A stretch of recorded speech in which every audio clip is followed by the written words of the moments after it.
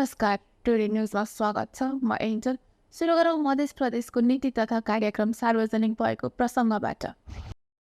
सरकारले आगामी आर्थिक वर्षका लागि सार्वजनिक गरेको नीति तथा कार्यक्रम अत्यन्त महत्त्वाकांक्षी रहेको प्रदेश सभासदहरूले आरोप लगाएका छन्। प्रदेश सरकारले सञ्चालन गरेको मुख्यमन्त्री स्वच्छता अभियान अन्तर्गतका योजनाहरूलाई आगामी आर्थिक वर्षमा पूरा गरी त्यसलाई रोकिने उल्लेख गरेको छ। प्रदेशको सर्वाधिक लोकप्रिय तथा सर्वाधिक विवादास्पद साइकल वितरण कार्यक्रमका लागि सरकारले सोझै विद्यालयलाई नै अनुदान दिने घोषणा नीति तथा कार्यक्रममा गरेको छ। मुख्यमन्त्री बेटी पढाऊ बेटी बचाऊ कार्यक्रम अन्तर्गत कक्षा 8 मा अध्ययनरत छात्राहरूलाई विद्यालयले नै साइकल खरिद गरिदिनेछ। कक्षा 12 मा अध्ययनरत छात्राहरूलाई ल्यापटप सरकारले वितरण गर्ने नीति तथा कार्यक्रममा समावेश गरिएको छ। सञ्चालनमा नआएको मध्य विश्वविद्यालयसितको सम्बन्धमा प्रदेशका 8वटै जिल्लामा एक-एकवटा आवासीय महिला कलेज सञ्चालन गरिनेछ। हाल मध्य प्रदेशमा महिलाका लागि विद्यालय रहे पनि आवासीय कलेज भन्ने रहेको छैन। सरकारले प्रदेशमा स्थानीय तहसित समन्वय गरी केन्द्रीय स्तरका विद्यालयहरूसित समन्वय गरी नमुना विद्यालय सञ्चालन गर्ने घोषणा गरेको छ।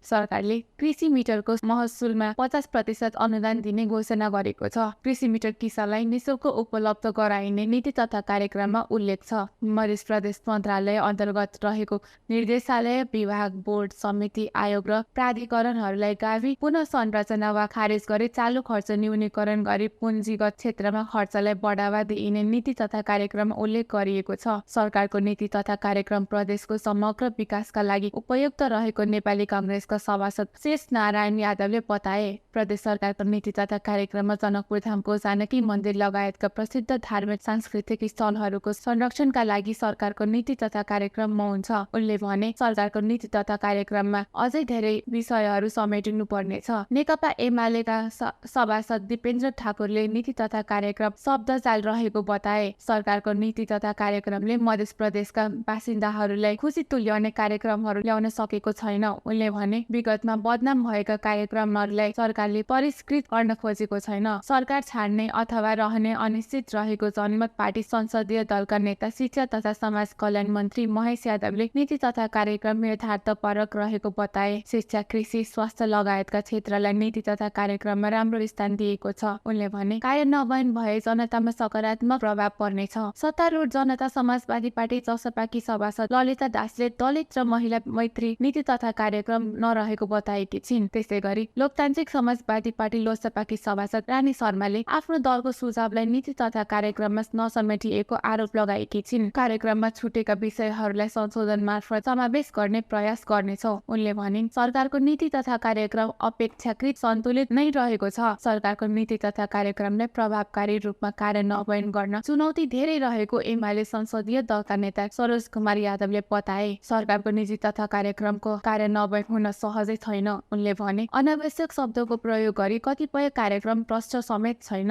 भारतका प्रधानमन्त्री नरेन्द्र मोदीले उपलब्ध गराएको 1 अर्ब रुपियाँको लागतमा बनाइने भनिएको बहुउद्देश्य रङ्गशालाको कार्यक्रममा चर्चा समेत नगरिएकोमा उनले दुःख व्यक्त गरेका छन्। राष्ट्रपति रामचन्द्र पौडेलको जनकपुर धाममा भ्रमण स्थगित भएको छ।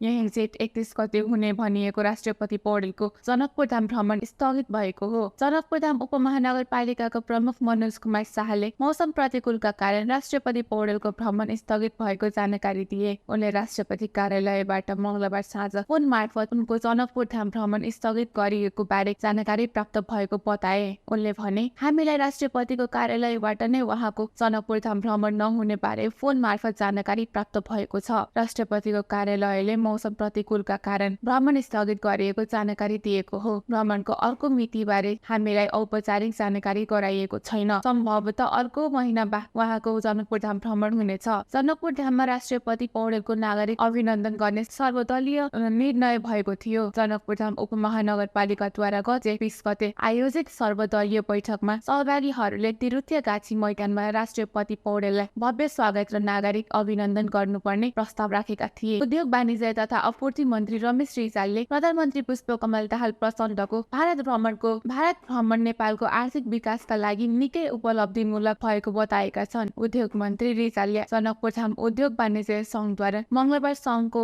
राजर्षि सभा हलमा आयोजना गराएको अन्तर्क्रिया कार्यक्रममा भारत भ्रमणको कार्यक्रम भएको जलविद्युत पर्यटन तथा व्यापारको क्षेत्रमा पनि उपलब्धिमूलक भएको बताए। उनले वर्तमान सरकार मूल्यको विकासका लागि सम्भाव्य सबै क्षेत्रलाई चलायमान बनाउन चाहेको बताउँदै गरी खानेलाई सरकारले सबै प्रकारको समस्याको समाधान तथा सहयोग गर्नका लागि तयार भएको र त्यसै अनुसारको नीति तथा कार्यक्रम ल्याएको बताए। उनले जनकपुर धाम क्षेत्रमा रहेको जनकपुर चुरोट कारखाना सरकारले चलाउने पक्षमा नभएको बताउँदै चुरोट उत्पादन गर्ने सरकारको काम पनि नभएको स्पष्ट पार्दै यस ठाउँको प्रयोग अन्य काममा लगाउनका लागि संघीय सरकार सहयोग गर्न तयार भएको बताए। उद्योग मन्त्री रिजालले मुलुकको समृद्ध र विकासका लागि उद्योग विकास आवश्यक भएको बताउँदै सरकारको काम आफै उद्योग चलाउने होइन, निजी क्षेत्रलाई उद्योग र व्यापार गर्नका लागि प्रोत्साहन गर्ने भएको बताए। उनले मुलुकमा केही काम गर्न चाहनेका लागि लाइसेन्स प्रदान गर्ने प्रक्रियालाई सरल बनाइएको बताउँदै मुलुकको आर्थिक अवस्था अहिले ठिक नभएको बताउँदै सरकार आर्थिक अवस्थामा सुधार गर्नका स्थानीय उत्पादन जोड दिने पक्षमा रहेको बताए। मध्य प्रदेश सरकारका भौतिक पूर्वाधार विकास मन्त्री कृष्ण प्रसाद यादवले औद्योगिक विकास बिना समृद्ध नेपाल तथा सुखी नेपालीको लक्ष्य गर्न कठिन भएको बताउँदै युवालाई रोजगारीमा नलगाएसम्म मुलुकलाई अगाडि बढाउन कठिन भएको बताए। उनले मध्य प्रदेशमा कृषि तथा कृषिमा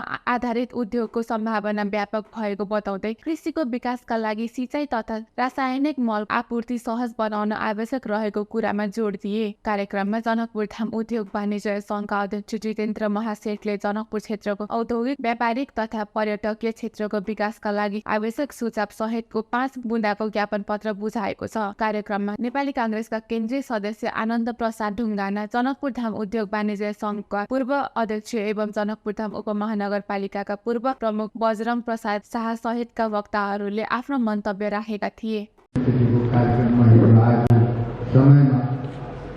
उद्योग वाणिज्य तथा आपूर्ति मन्त्री भएको नाताले तपाईँहरूसँग भेटघाट गरी नगरी जाने अवस्थामा थिएन र मैले साथीहरूलाई भनेर आनन्दजीले पनि भन्नुभयो होला, अरू साथीहरूले भन्नुभयो, साथीहरूले भन्नुभयो होला, मैले आनन्दजीलाई भनेको थिएँ तपाईँहरूले खबर गरेर कमसेकम भेटघाट गएर मेरो दायित्व हो यो यहाँ आएका साथीहरूले केही कुरा सुनौँ, तपाईँहरूका विचारहरू सुनौँ, कमी कमजोरी नेपाल सरकारका कुराहरू सुनौँ, हामीले गर्न सक्ने कामहरू तपाईँहरूसँग प्रतिबद्धता जाहेर गर्छु भन्ने मलाई लागेको कारणले आज तपाईँहरूसँग यो भेटघाट भइरहेको छ। धनुषा प्रहरीले 2वटा चोरीको भैँसी सहित 1 जनालाई पक्राउ गरेको छ। पक्राउ पर्नेमा धनुषाको मिथिला बिहारी नगरपालिका 7 का 37 वर्षीय बलि मुखिया रहेका छन्। गत 21 गते रातिको समयमा मिथिला बिहारी 6 पत्थरा टोलका सुबालाल यादवको गोठबाट मुखिया 2वटा भैँसी चोरी गरेका थिए। तारापरी टोल स्थित भित्री सडक खण्डमा भैँसीलाई पैदल हिँडाइरहेको अवस्थामा इलाका प्रहरी कार्यालय धनुषा धामबाट खटिएको प्रहरीले उनलाई पक्राउ गरेको थियो। मुखियालाई चोरी सम्बन्धी कसुर मुद्दामा धनुषा जिल्ला अदालतबाट 5 दिन म्याद थप गरी अनुसन्धान कार्य भइरहेको जिल्ला प्रहरी कार्यालय धनुषाले जनाएको छ। धनुषा प्रहरीले विभिन्न मितिमा हराएको 2वटा मोटरसाइकल फेला परेर धनीलाई जिम्मा लगाएको छ। विगत 20 गते जनकपुर धामको गंगासागर पोखरीको डिलबाट धनुषाको लक्ष्मीनिया साथ वीरेन्द्र झाको मोटरसाइकल चोरी भएको थियो। 4/12/333 नम्बरको कालो हन्डा साइन मोटरसाइकल प्रहरीले मंगलबार फेला पारेर सम्बन्धित धनीलाई बुझाएको छ। त्यसैगरी जेठ 11 गते जनकपुर धाम उपमहानगरपालिका 6 का बब्लु मेस्तरको प्र 2002-001-4410 नम्बरको अपाचे मोटरसाइकल मालपोत कार्यालय जनकपुर धामबाट चोरी भएको थियो। सो मोटरसाइकल पनि मंगलबारै फेला परेर सवारी धनीलाई बुझाइएको जिल्ला प्रहरी कार्यालय धनुषाका सूचना अधिकारी वेद प्रसाद गौतमले जानकारी दिएका छन्। हस्त टुडे न्यूज अहिलेको लागि यति नै। फेरि अर्को समाचार लिएर पुनः उपस्थित हुनेछौँ। हेर्दै गर्नुहोस् टिभी टुडे जनकपुर। नमस्कार।